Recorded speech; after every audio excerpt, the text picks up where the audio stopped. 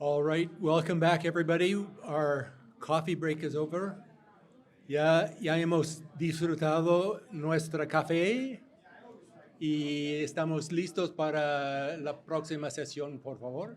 Y voy a pasar eso a Ale Vidal El Guieta. Está listo para su presentación y si todos estamos listos, vamos a empezar. Voy a usar el micrófono, si no, no me veo. Oye, ¿cómo puedo cambiar las diapos? ¿Tienes un puntero o algo? Sí, aquí. Ah, eso.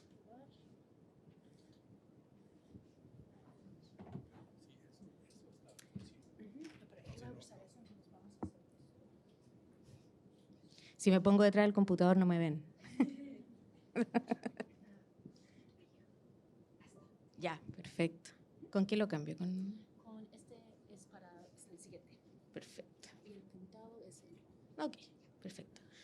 ¿Listo? Sí. Me avisan cuando me queden pocos minutos.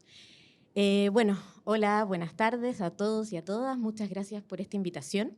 El trabajo que les voy a presentar se denomina Trayectorias de las agriculturas prehispánicas en el desierto de Atacama, observados a partir de los cambios que hemos reconocido en el maíz, en SEA Maíz.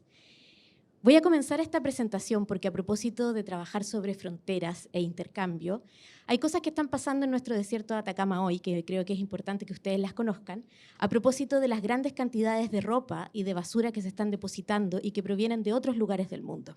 Esta crisis, que es sin duda local, porque es local por un mal manejo, pero también es global, y nos da cuenta de que los intercambios están muy presentes hoy en día y a escalas nunca antes vistas.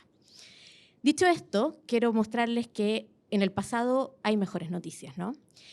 Lo que ustedes están viendo son campos de cultivo y canales de irrigación que se establecieron en la pampa de Huatacondo y en la pampa del Tamarugal, en el desierto de Atacama, hace alrededor de 2.500 años antes de nuestro presente.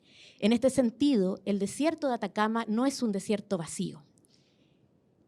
Con esta agricultura inicial, hace 2.500 años, también comienzan a surgir una serie de sitios aldeanos, como el que les estoy mostrando, correspondiente al sitio arqueológico denominado Caserones, y que tiene fechas alrededor del 200 después de Cristo hasta el 1000 después de Cristo. A su vez, en la medida que pasó el tiempo, los grupos humanos fueron creando cada vez más aldeas, las aldeas en realidad se fueron complejizando hasta llegar a los momentos incaicos con la presencia inca en este desierto de Atacama o de Tarapacá y particularmente este sitio que se conoce como Tarapacá Viejo. ¿Okay? Esto es para mostrarle un poquito el background y dónde estamos situados.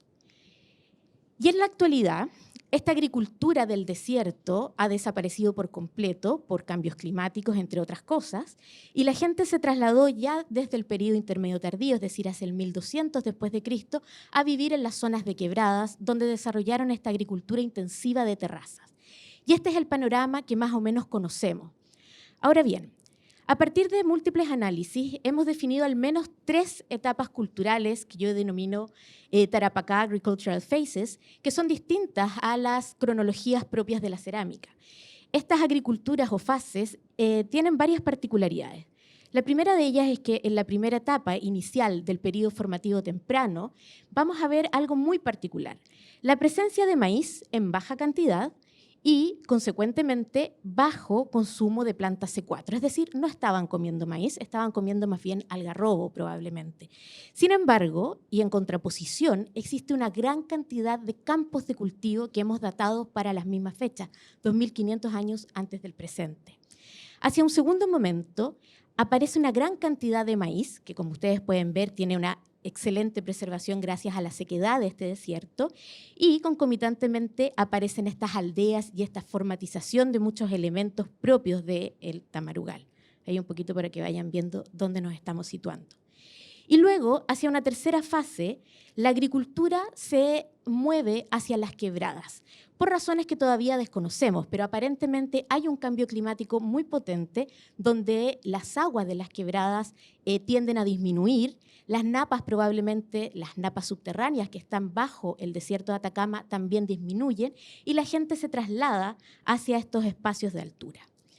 En resumen, tenemos el desierto de Atacama, una gran cantidad de campos de cultivo que ustedes pueden observar fácilmente a través de Google Earth, si gustan, campos de cultivo con irrigación de canales y también con una serie de posibles pozos que estamos todavía evaluando. Muy similar o podría ser parecido a lo que estaba sucediendo en la cultura nazca, ¿verdad?, al sur peruano.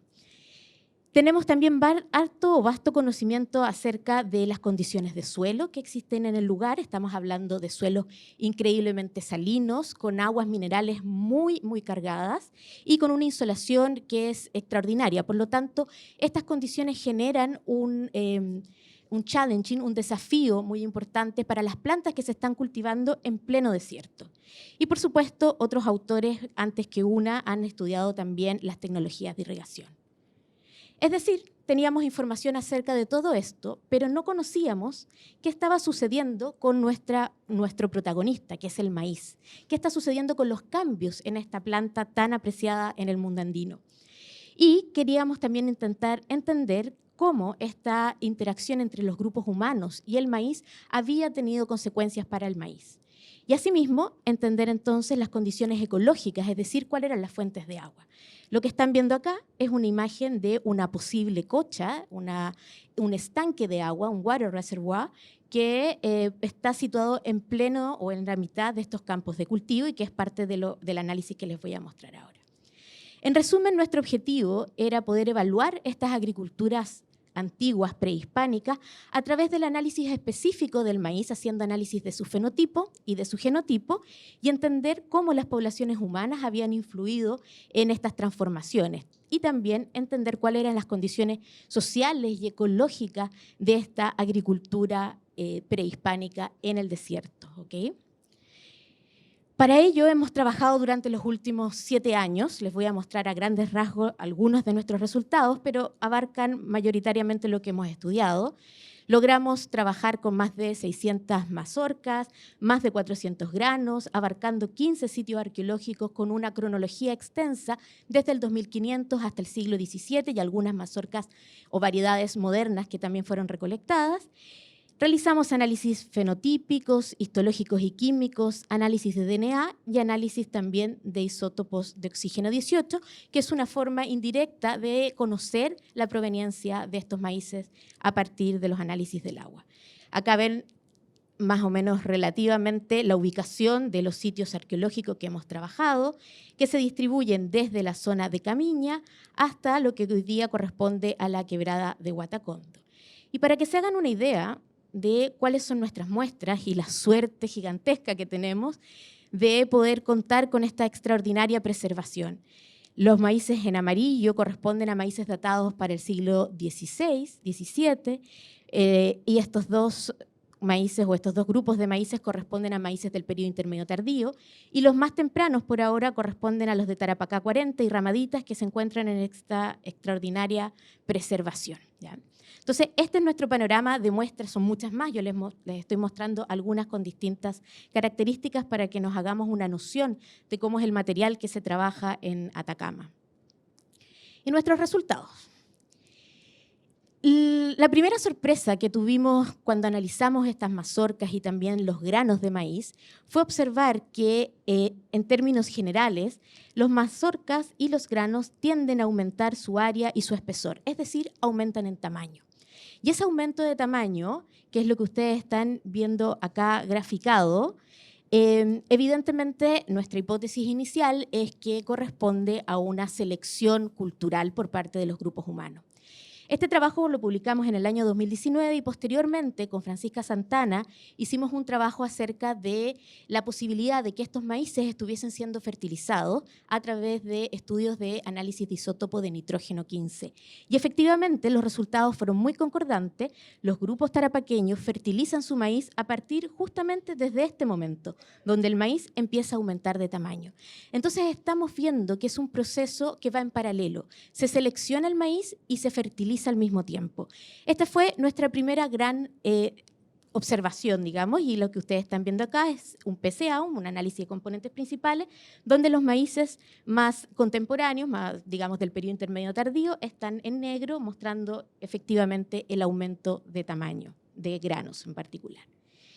Pero nos preguntamos, bueno, si estos son los cambios que nosotros podemos observar, porque efectivamente las comunidades agrícolas de Tarapacá podían ver que sus maíces estaban creciendo, que salían con mayor cantidad de granos, con más fila, etcétera. Podían generar un cierto orden en esta agricultura. Pero nos preguntamos si podrían existir otros elementos del fenotipo no observables a los humanos. Y a partir de lo que conocíamos de la Revolución Verde, no sé si ustedes están familiarizados con la Revolución Verde, me imagino muchos de ustedes que sí, donde se ha visto que hay una disminución importante de micronutrientes a partir de esta selección intensiva que se hace en los años 50, nos dijimos, ¿no estará sucediendo algo similar, dado que vemos una gran intensificación y selección de los maíces? Y entonces tomamos varios granos de maíces, hicimos cortes histológicos, los teñimos con una técnica especial que se llama Pearl Stab, y para nuestra sorpresa, porque esto yo reconozco que fue así un chiripazo, chilenismos, observamos que los maíces más antiguos, desde el 2260 hasta más o menos el periodo intermedio tardío, aparecen con hierro en sus núcleos, with iron, en sus embriones. Y paulatinamente, a la medida que estos maíces empiezan a ser seleccionados, comienzan a perder este hierro. Y los maíces actuales de esta misma región, y los coloniales y los incaicos, no tienen hierro en sus embriones. Lo que nos habla de, efectivamente, una pérdida de micronutrientes. Y se replica lo que había sucedido en los años 50. Entonces, esto fue nuestro segundo gran descubrimiento. Esto sí debo decir que fue un descubrimiento. Y bueno, hicimos los análisis cuantitativos para saber si efectivamente lo que observábamos al microscopio tenía un correlato con análisis químico, y los análisis también demuestran que los maíces más antiguos de ramadita tienen proporciones de 40 ppm versus los que están más cercanos a nuestro tiempo, que paulatinamente van perdiendo la cantidad de hierro en sus embriones. Y para nuestra sorpresa esto no lo esperábamos, sinceramente no lo esperábamos. Así que fue una gran chance de entender que hay otros procesos que los seres humanos no somos capaces de observar, pero que suceden en el tiempo. Y todavía por ahora no tenemos explicación para comprender cuál es el mecanismo biológico que permite la pérdida de micronutrientes. Y en paralelo, nuestra tercera línea de evidencia para entender todos estos cambios fenotípicos era hacer análisis genético. Entonces, estudiamos poblaciones modernas, alrededor de 6 poblaciones modernas y una población arqueológica con alrededor de 12 individuos, y hicimos análisis de marcadores conocidos como microsatélites. Y los microsatélites lo que nos demostraron es que los cultivares modernos tienen una mayor diversidad genética que las poblaciones arqueológicas.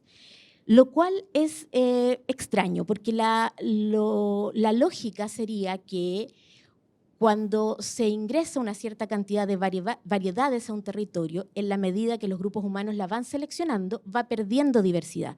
Y acá vemos todo lo contrario, va ganando diversidad. Entonces, ¿cómo se explica esto? Y lo podemos explicar de varias formas.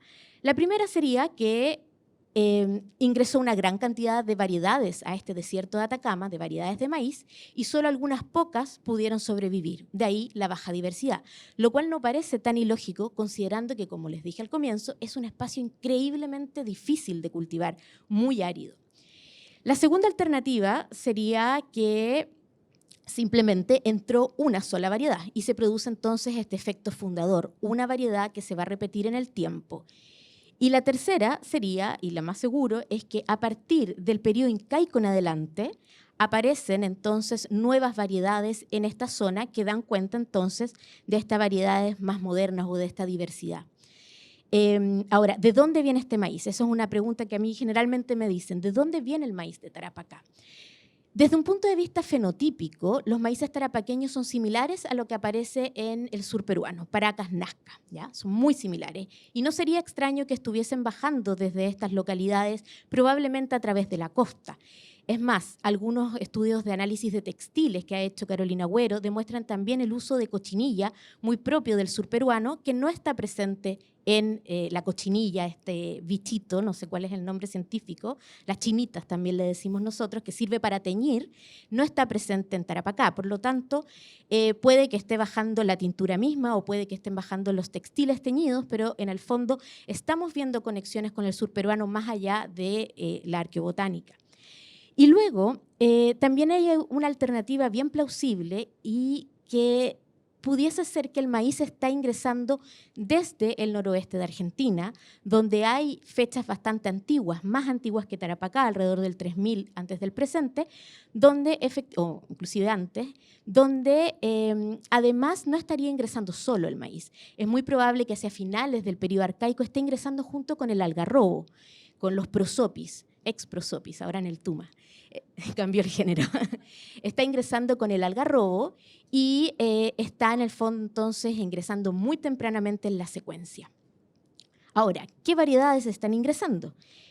Sabemos que la primera variedad que está presente en el mundo del desierto de Atacama es un maíz reventador.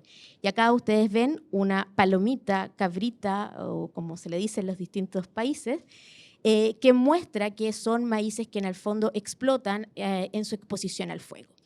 Y no tengo estos resultados acá porque no alcanzaba, pero quería comentarles que fenotípicamente hay muy poquitas variedades. Yo diría que 1 o 2 a lo sumo en la secuencia temprana. Por lo tanto, se viene a corroborar esta idea de que o entraron muy poquitas o las que sobrevivieron fueron muy pocas variedades, ¿ya? Cualquiera de las dos alternativas por ahora no la podemos dilucidar.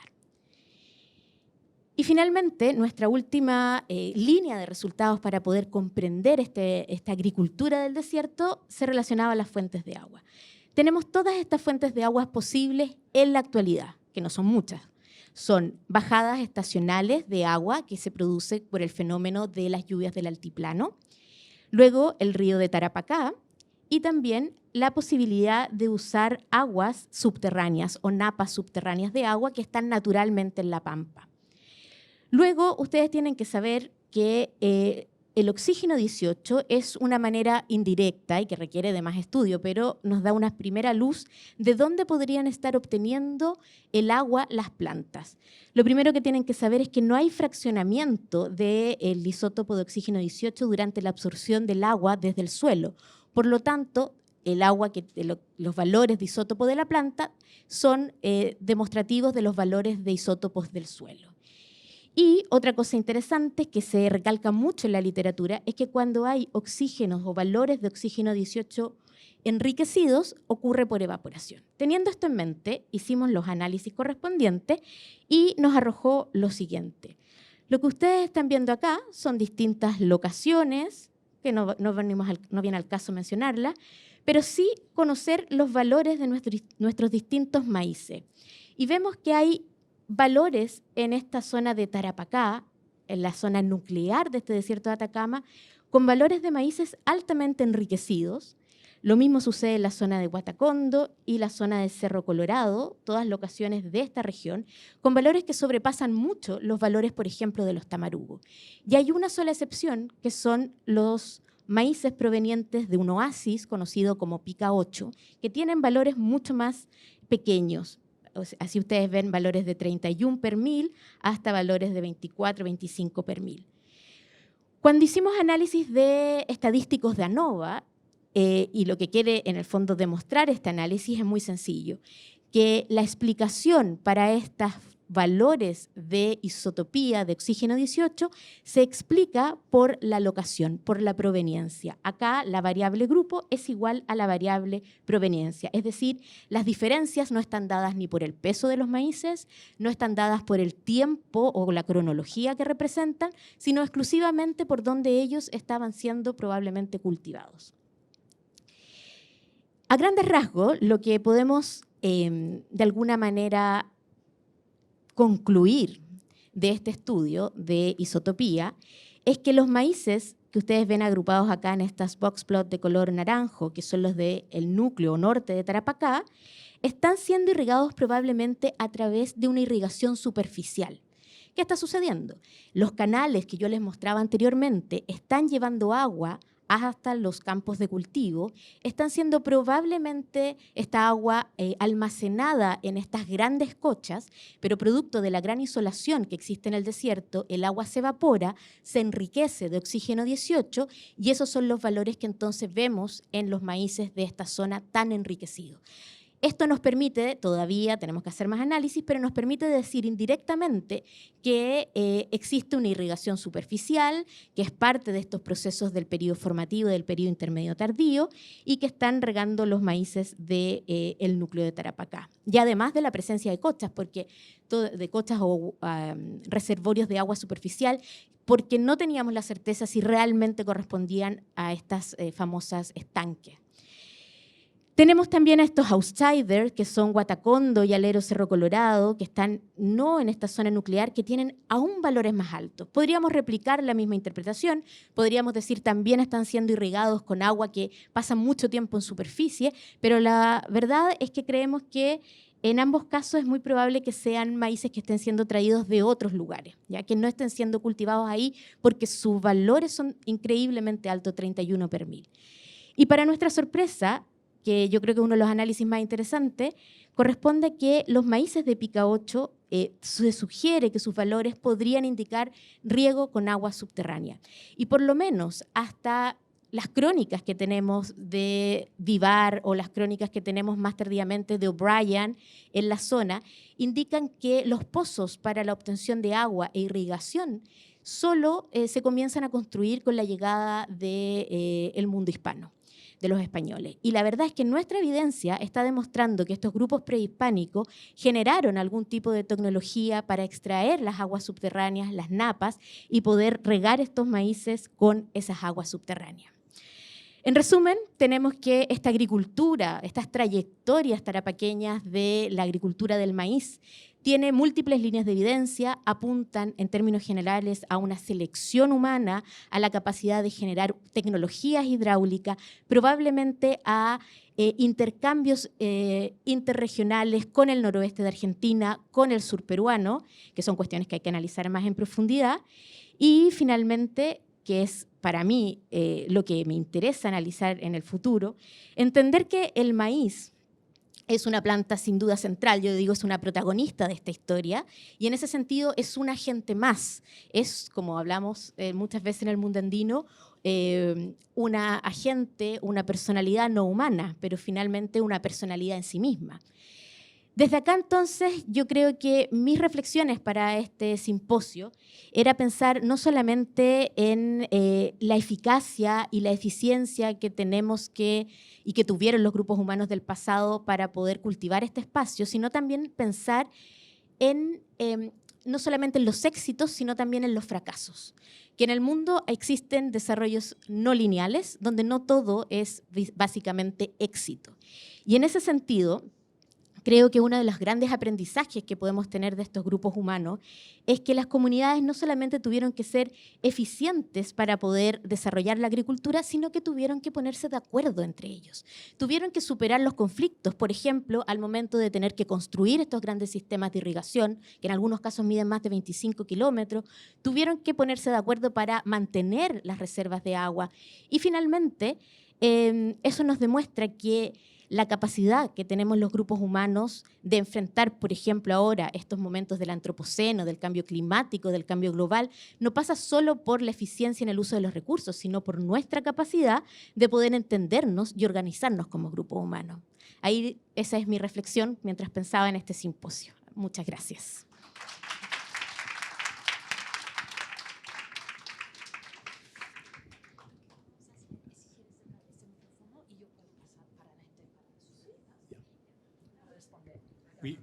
we have time for questions from the audience, and the microphone is going to go mobile now and come around to you, and our presenter will endeavor to answer all of your challenging questions. Buenas tardes. Hola. Un gusto escucharte y ver tu presentación. Me parece bastante interesante y como mencionas sobre Nazca, es bastante interesante la relación que existe, ¿no? El medio ambiente y cómo la humanidad trata de resolver problemas para la sobrevivencia. Cuando escucho sobre el maíz y lo que estás mostrando, me parece interesante ver también, no sé si tendrán alguna evidencia de con qué se fertilizan los campos. Perdón, no lo dije. Con guano de Ya. ave marino. Ya, Sí. es igual, los mismos recursos que estamos utilizando en la parte Nazca es la que se está utilizando en la parte de Tarapacá, ¿no? Y interesante cuando hablaba sobre la forma como se obtiene el agua. En la parte sur, en Nazca, hay evidencias de puquios, que son prehispánicos, ¿no? Entonces, acá no tenemos puquios, claro. eso es lo extraño, no encontramos los puquios Claro, todavía. lo que sería interesante es tratar de ver, como dices, la parte de los ríos, la Napa, alrededor. Hasta hace poco se han seguido encontrando puquios que han estado sepultados totalmente. Mira.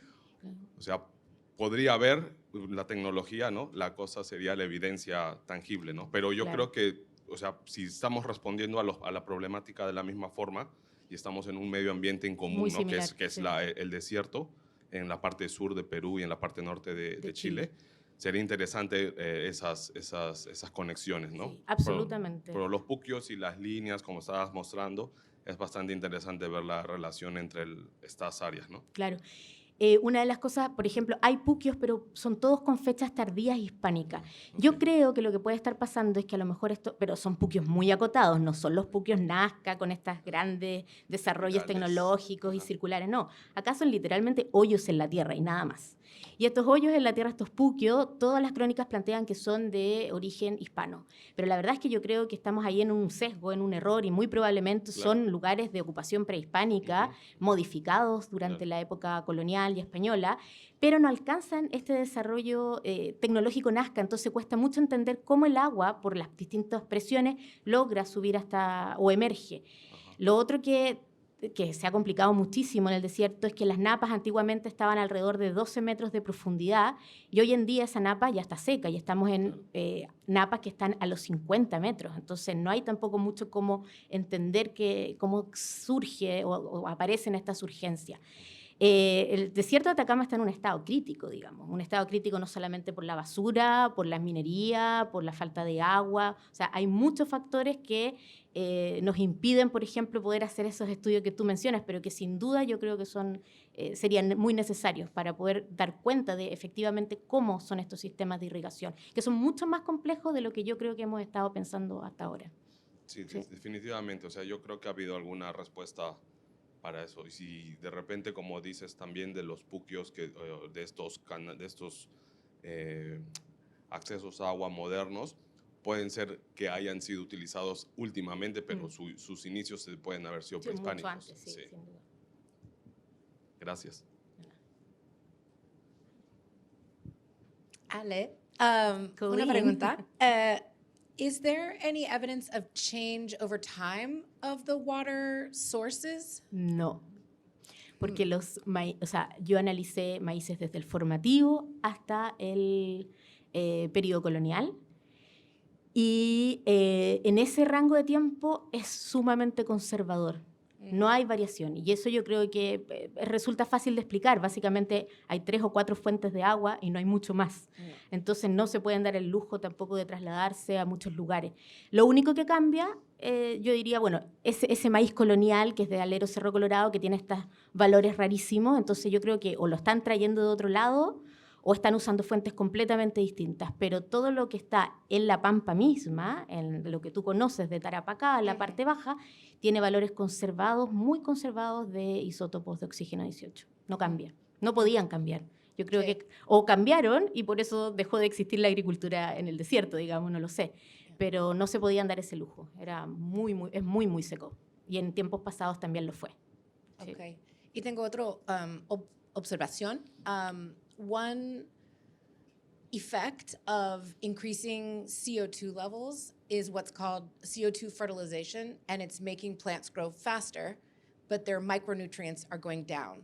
Exacto. So I wonder if it would be possible to assess whether the iron levels were going down because of fertilization. Maybe things were, or maybe the Yeah. plants were growing Sí. faster, and so not absorbing so much Mira, iron from the soil. Sí. El maíz, o sea, en general las plantas tienen sus niveles de micronutrientes y particularmente de hierro no por absorción del suelo. Hay varios experimentos publicados, nosotros también hicimos experimentos donde hicimos crecer maíces, distintas variedades, con distintos fertilizantes, con distintos tipos de suelos, algunos más nitrogenados, menos nitrogenados, con más hierro, con menos hierro, y ninguno tiene iron u otros micronutrientes. Entonces, lo que se plantea es que es más bien un cambio a nivel de metabolismo de la planta y probablemente gatillado por algún cambio genético. Y eso se podría deber precisamente a que se están seleccionando ciertos genes de manera no intencional que están haciendo o están generando esta pérdida de micronutrientes. Pero la cantidad de hierro en los cereales en general, no solamente maíz, sino también trigo u otros, no está relacionado con la cantidad de micronutrientes del suelo. Ale, excelente tu trabajo, muy completo todas las líneas de evidencia. Gracias. Me quedó una duda respecto a si en estos macrorestos han podido identificar prácticas culinarias. Qué buena pregunta, yo no, pero yo no lo he hecho. Pero déjame pensar, las personas que trabajan con microfósiles, por ejemplo, Carolina Carrasco, la gente que se haya dedicado un poquito más a eso, efectivamente ven lo que más o menos se conoce para todo el mundo andino, ¿no? Que es molienda de los granos de tipo harinoso, fermentación. Muchas de las vasijas que se utilizan tienen restos de starch y almidones que son fermentados probablemente. Y básicamente eso, harinas y fermentación, es lo que estamos observando. Y ahora estamos viendo la posibilidad de hacer análisis de lípidos para ya no solamente entender el procesamiento del maíz propiamente tal, sino las cocinas, las recetas, ¿verdad? Las mezclas, qué está pasando en estas ollas con otros ingredientes. Pero eso no lo estoy haciendo yo, lo está haciendo alguien más, así que en algún momento tendremos esos resultados. La pregunta estaba orientada como para también tirarte ideas de que a veces las razas están vinculadas o variedades A preparaciones. a tipos de preparaciones. Sí. Entonces, también una elección cultural de qué maíces me voy a estar llevando para mi chacra. Exacto. Mira, yo creo que los maíces que ingresan al comienzo de la secuencia, que son todos reventadores, sin excepción, no se están consumiendo. Y están apareciendo en las tumbas, porque muchos de ellos los encontramos en ofrenda, básicamente como objetos, agencias, como artefactos. No están para el consumo humano, son una ofrenda más dentro de estas tumbas. Y en la medida que empiezan a crecer, ahí se empiezan a consumir. Pero antes no ingresan para consumo, tienen otro significado.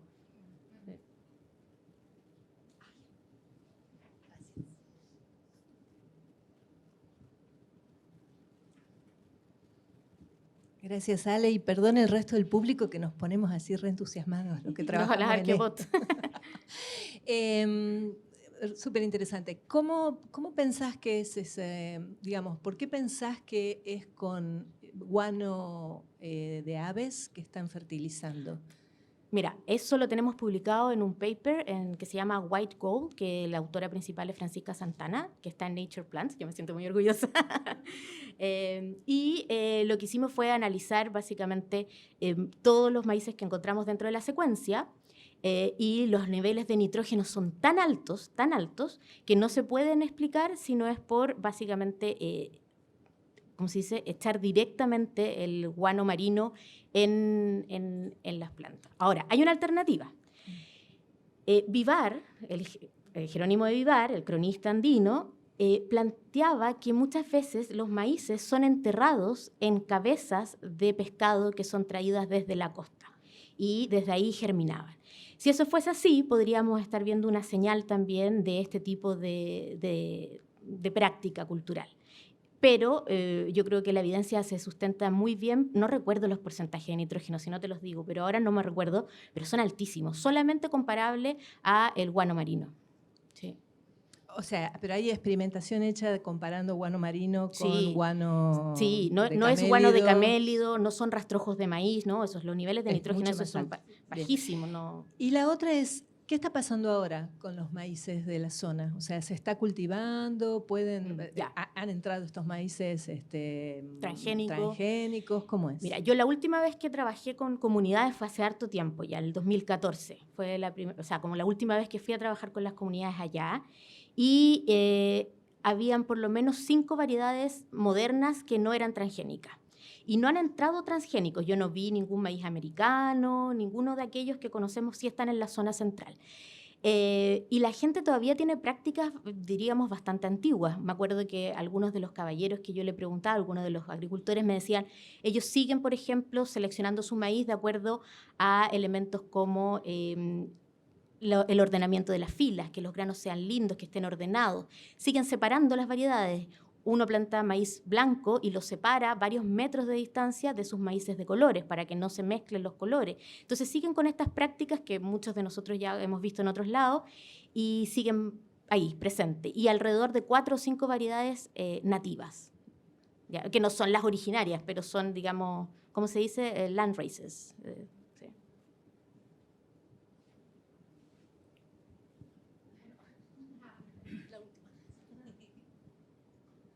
Ale, una consulta. Hablaste que los maíces que revientan son asociados a tumbas más, ¿no? Sí.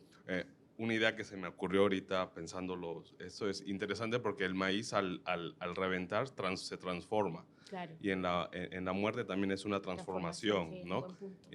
Algo que sale desde dentro hacia afuera, ¿no? Sí. Es como que es interesante esa metáfora en el maíz, ¿no? Te la Porque, robo, te la sí. robo para la próxima publicación. No, pero está buena. Sí, es bastante. Justo ahora se me ocurrió mientras me veían, porque decía, a mí me encanta la canchita y me la como, pero ¿qué también hay dentro de, no? Porque si no la comes, ¿qué puede representar? Claro, ¿no? Es muy buena tu idea, la idea de un envoltorio Claro, y de y luego sale, que claro, sale, que explota. claro. Sí, Y muy va con la familia, a trascender, ¿no? O sea, Claro. interesante. Gracias, muy interesante toda tu presentación. Perfecto. Muchas gracias.